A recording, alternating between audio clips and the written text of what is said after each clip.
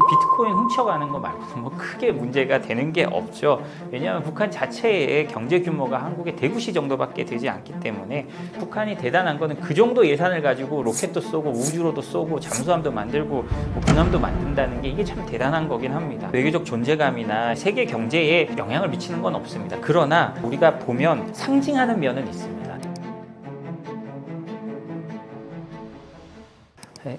안녕하세요. 저는 생크션랩의 대표 조의준이라고 합니다. 생크션랩은 국제 제재와 수출 통제를 전문으로 하는 정보 컨설팅 업체고요. 지금 서울경제진흥원 지원으로 서울시의 본점과 지점이 있는 업체들에겐 수출 상담까지 무료로 지원해드리고 있습니다. 관심 있는 분들 언제든 좀 말씀해 주시면 고맙겠습니다. 김정은의 중국 방문과 군사 퍼레이드 참석은 미국 주도의 국제 질서에 대한 도전으로 해석됩니다. 이러한 행보가 한미 동맹에 미치는 영향은 무엇인가요? 저는 좌석 배치를 먼저 봐야 된다고 생각합니다. 러시아 측 발표에 따르면 시진핑 우측에 푸틴이 앉고요. 좌측에 김정은이 앉는다고 하는데요. 그러면 다시 저희가 시계를 돌이켜서요. 1950년 6월 25일 새벽 4시로 돌아가 보겠습니다. 뭐가 달라졌죠? 하나도 달라진 게 없습니다. 지금 세상은 냉전 이후에 세상이 바뀌었다라고 하지만 우리는 1950년 6.25가 일어났을 때와 똑같은 상황을 지금 천안문 광장에서 목격하게 될 겁니다. 우리는 달라졌다고 그동안 어쩌면 스스로 세뇌하고 있었을지도 모릅니다. 그렇지만 그 장면은 아마 상징적으로 우리 뇌리에 박힐 거고요.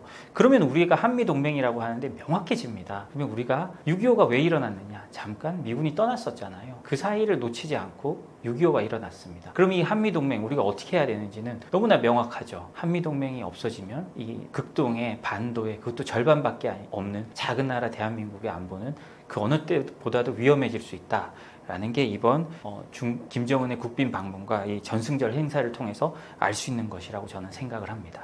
김정은의 다자무대 등장이 한반도 안보 균형과 미국의 군사 전략, 나아가 한국 정부의 정책 결정에 미칠 직접적 위험은 무엇이라고 보시나요? 이거는 사실은 김정은의 이렇게 등장은 저는 이 다자무대에 지금 처음 등장하는 거거든요. 김정은이 지금까지 오랫동안 정권을 유지하고 아주 극악한 행동을 보여왔지만 시진핑과 개별, 그다음에 푸틴과 개별, 트럼프와 개별로 만난 적은 있어도 이렇게 다자무대에 나온 적은 없습니다. 이렇게 된 거는 자기 체제에 대한 안정성이나 이런 것들의 과시도 있겠지만 저는 어떤 의미로 보면 조금 다른 대화에 대한 문을 열어놨다라고 생각합니다. 그 대화가 누구냐? 한국은 이번에 정권이 바뀌었고 한국이 이제 이재명 정부에서 대화를 원한다고 하고 있고 하지만 제가 생각하는 그 대화의 대상은 당연히 북한의 오랜 외교 원칙 통미봉남입니다. 한국은 패싱하는 거거든요.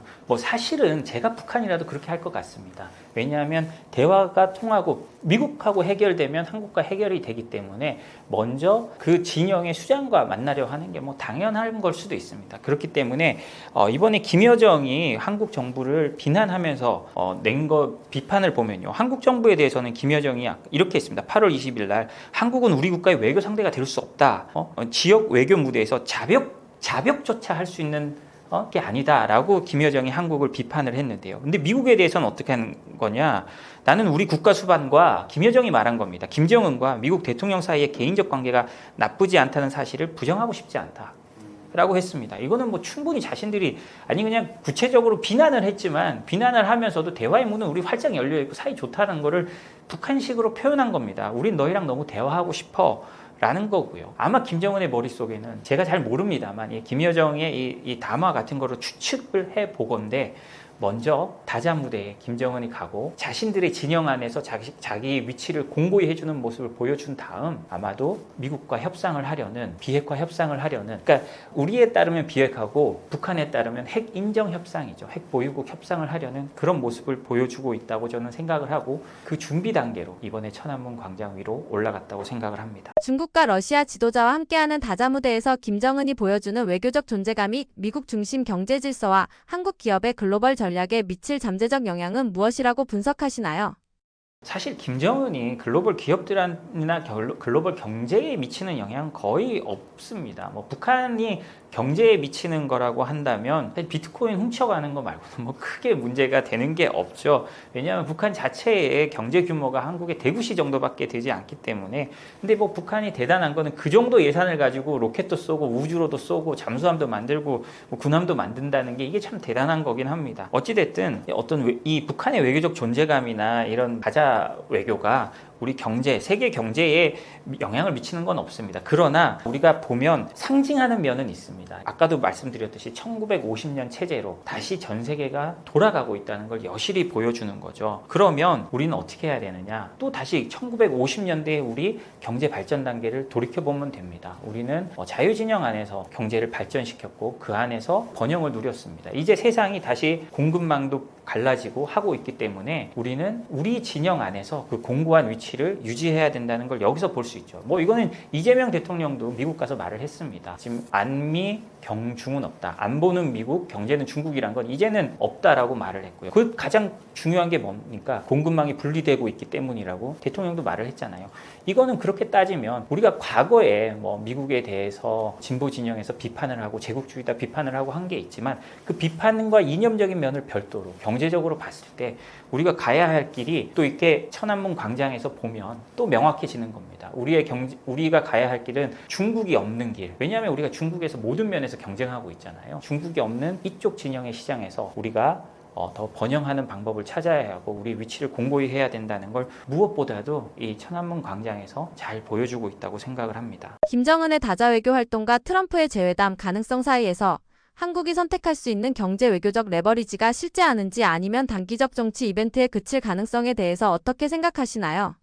한국의 외교 전략이라고 한다면요. 여기서 이제 한국은 진보 정부이기 때문에 트럼프 대통령과의 그 이재명 대통령이 말할 때 피스메이커라고 했잖아요. 트럼프 대통령. 그러니까 트럼프 대통령이 재회담을 하고 북한과의 협상을 이뤄내는 거에 대해서 한국 정부가 이제 많이 도와줄 수 있겠죠. 만약에 보수 정부라면 비핵화라는 걸 가지고 아주 강경하게 미국 정부를 설득하고 미국 정부에 주장을 하겠지만 이제 진보 정부가 됐으니 아마도 단계적인 협의로 핵 동결부터 시작해서 장기적으로 비핵화로 가는 그런 거를 아마 단계별로 해서 설득을 할 겁니다. 아마 그렇게 된다면 미국 내에서는요, 비핵화가 우선이라는 컨센서스가 있긴 하지만 트럼프 행정부 내에서도 현실을 인정해서 북한과 단계적 협상을 할 수밖에 없다라는 그 목소리도 분명히 있거든요. 그래서 한국의 외교 전략은 아마 그 트럼프 행정부의 그런 부분들을 좀 더 자극하고 그쪽 부분들의 목소리가 커지도록 하는 게 한국의 외교 전략이 아마도 이재명 정부의 외교 전략은 될 거라고 생각을 합니다. 그리고 그게 트럼프 대통령을 설득할 수 있는지가 중요한데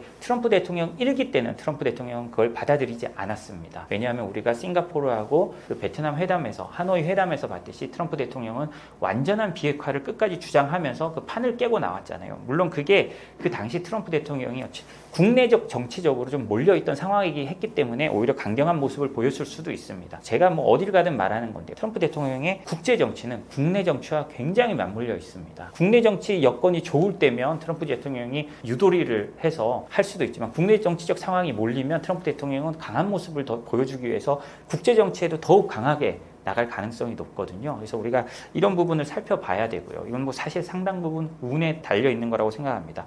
이번에 이재명 대통령이 갔을 때 다른 정상들보다 상당히 좀 더 환대를 받았을 수 있었던 이유는 왜냐하면 다른 정상들은 아예 그 면전에서 모욕을 당하고 나오기도 했잖아요. 근데 그걸 보면 그 당시에 모욕을 당한 사람들은 운도 나빴다고 할 수 있습니다. 왜냐하면 국내 정치적으로 트럼프가 굉장히 몰려 있었던 때거든요. 뭐 이민이나 펜타닐이나 할 수 있는 게 아무것도 없구나라는 비판을 굉장히 받았을 때 갔을 때 트럼프 대통령이 약간 화풀이라고 표현하기는 좀 그렇지만 어쨌든 강경한 모습을 해외 정상들에게 보여준 거고 마침 우리 대통령이 갔을 때는 한국 대통령이 갔을 때는 그런 국내 정치적으로 트럼프 대통령에 큰 문제가 없었다라는 점이 전 좀 운이도 좋았다고 생각하거든요.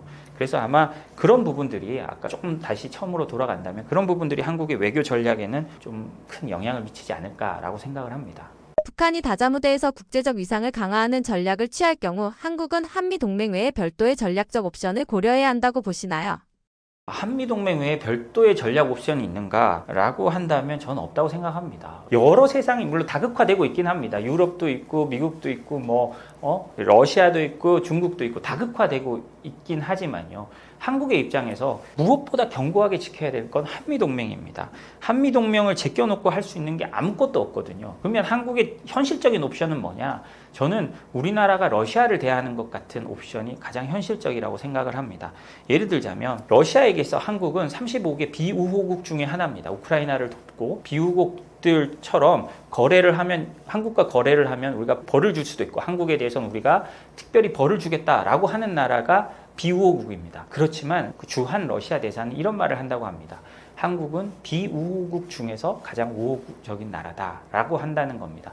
그럼 저는 이게 한국의 외교적 포지션이 돼야 된다고 생각하거든요. 한미동맹이 흔들리면요, 저쪽에 반대쪽에서도 무시당합니다. 한미동맹이 흔들리면 저쪽에서 우리를 꼬시기 위해 더 노력할 것 같지만 그렇지 않습니다. 오히려 그럴 때 더 흔들고 한국의 정치 경제적으로 혼란스럽게 만들려고 할 겁니다. 그렇기 때문에 저는 한미동맹 외에 별도의 옵션이 있다고 생각하지 않고요.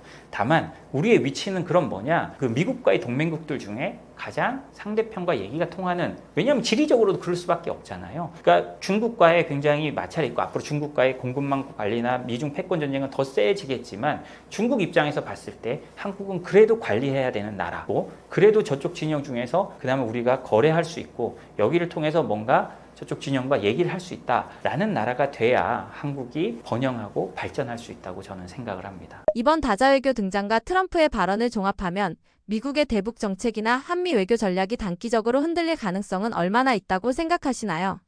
만약에 그 약간 대북 전략이나 이런 게 흔들린다면 전술적으로는 좀 흔들릴 수 있다고 생각합니다. 트럼프 대통령이 막 갑자기 정상회담 드라이브를 걸고요. 김여정이 갑자기 뭐 우리 대화하겠다 그래서 어느 날 갑자기 김정은과 만난다고 할 때, 그리고 이제 그 속에서 우리가 이제 뭐 핵 문제의 동결이냐 아니면 뭐 비핵화냐 이런 걸 가지고 서로 좀 한미 간의 이견이 있을 수도 있고, 그 다음에 미국이 강경하게 나오고 한국이 좀 진보 정부니까 좀 유화적으로 나온다면 그 사이에 갈등이 있을 수는 있습니다. 이게 문재인 정부 때 그런 점이 좀 있었거든요. 그런 것 같은 이제 전술적인 흔들림은 있겠지만 전략적으로 먼 미래를 봤을 때, 보수 진보를 떠나서 먼 미래를 봤을 때는 아마 한미 외교 전략에서 아까 말씀드렸듯이 큰 문제는 없을 겁니다. 왜냐하면 제가 말씀드렸잖아요. 지금은 1950년과 똑같은 외교적 환경을 보여주고 있기 때문에 한국의 정권이 바뀐다고 해도 그 틀을 우리 스스로 낄 수는 없는 겁니다. 뭐 대북 정책에 있어서 일부 변주가 있을 수 있고요. 하지만 미국이 어떤 특정 원칙을 계속 유지한다면 그 다음에 미국의 특정 원칙이 사실 잘 바뀌지가 않습니다. 외교 문제에 있어서는요. 그 트럼프 대통령은 겉으로는 굉장히 뭐 왔다 갔다 하고 괴팍하지만 실제로 해온 걸 보면 크게 다르지 않습니다. 그 기존의 보수 미국 대통령들과 실제로 행동을 보면 크게 다르지 않거든요. 지금까지는 그랬습니다. 그렇다고 한다면 북한 문제나 북핵 문제에서도 아마 파격적인 변화는 저는 뭐 없을 거라고 지금까지 예상합니다. 트럼프 대통령을 예상하다가는 크게 틀릴 수가 있으니까 좀 그렇긴 한데, 어쨌든 미국 내부에서도 법과 제도 이런 게 대북 압박으로 맞춰져 있고 핵을 포기하지 않으면 그걸 대통령이라도 풀 수 없는 게 사실이거든요. 그렇기 때문에 어떤 외교적인 큰 틀, 한미동맹이란 큰 틀 바뀌지 않고 대북 압박이란 큰 틀은 바뀌지 않지만 그 안에 전술적으로 좀 바뀌는 건 있을 수 있겠다라는 생각은 하고 있습니다. 점점 국제 정세가 자국주의, 동맹 위주의 우리라는 울타리가 중요해지고 있다고 생각하는데 점점 복잡해지는 경제 국제 정세 속에서 현실적으로 가능한 전략이라고 생각하시나요? 맞습니다. 이제 뭐 트럼프 대통령도 미국 우선주의를 하고 있지만 저는 현실적으로 봐야 된다는 겁니다. 그러면 우리가 우리 우선주의, 자국 우선주의를 했을 때 어디랑 함께하는 게 우리 자국 우선주의냐를 생각을 해야 되거든요. 경제적으로 생각을 해봅시다. 반도체요? 중국이 우리의 제일 큰 경쟁자입니다. 조선요? 중국이 제일 우리의 큰 경쟁자예요. 모든 산업이 우리의 가장 큰 경쟁자입니다. 대한민국은 제조업 국가이기 때문에 대한민국의 제조업을 다시 위대하게 해야 아마 고용이나 우리 경제가 좀 더 살아나겠죠. 물론 우리도 금융 서비스나 새로운 차원으로 넘어갈 수 있으면 좋겠지만 그걸 위해서라도 현재 가지고 있는 걸 잘 해야 되잖아요. 그럼 어떻게 해야 되느냐? 우리가 가야 될 길은 제가 아까 말씀드렸듯이 명확하죠. 새로운 공급망, 중국이 없는 공급망으로 가야 우리가 경쟁력이 있는 겁니다. 그래서 세상에 복잡해지고 그 다음에 뭐 국제 질서는 어지러워지지만 그러면 그럴수록 어쩌면 우리 입장에서는 더 간단한 선택이 되어가고 있을 수 있습니다. 그리고 아까 말했듯이 외교 안보적으로 우리는 지리적으로 중국과 러시아에 붙어 있기 때문에 그럼 어떻게 해야 되느냐? 아까 말씀드렸듯이 중국과 러시아 입장 중에서 비우호국이지만 그 중에서 가장 우호적인 나라가 대한민국이다라고 평가받는 것이 현실적으로 한국 외교와 경제에 있어서 가장 좋은 선택이라고 저는 생각을 합니다. 저희 생크션 랩은요, 한국에서 유일하게 수출 통제와 제재를 전문으로 하는 스타트업입니다. 그래서 저희 홈페이지에 오시면 제재와 수출 통제에 관련된 정보들을 얻을 수 있고, 뭐 유료 회원이라 봐야 되는 정보도 있지만 무료로 회원 가입만 할 수 있으면 볼 수 있는 정보도 많습니다. 그리고 서울경제진흥원의 지원을 받아서요, 서울시의 본점이나 지점이 있는 업체들한테는 수출 통제나 제재 그리고 수출 전반에 대한 컨설팅을 해드리고 있습니다. 그래서 그 부분 잘 생각해 주시면 저희가 많은 도움을 드릴 수 있을 것 같습니다. 그리고 홈페이지에 와서 저희 보시고 연락을 주시면 감사하겠습니다. 예, 지금까지 들어주셔서 감사합니다.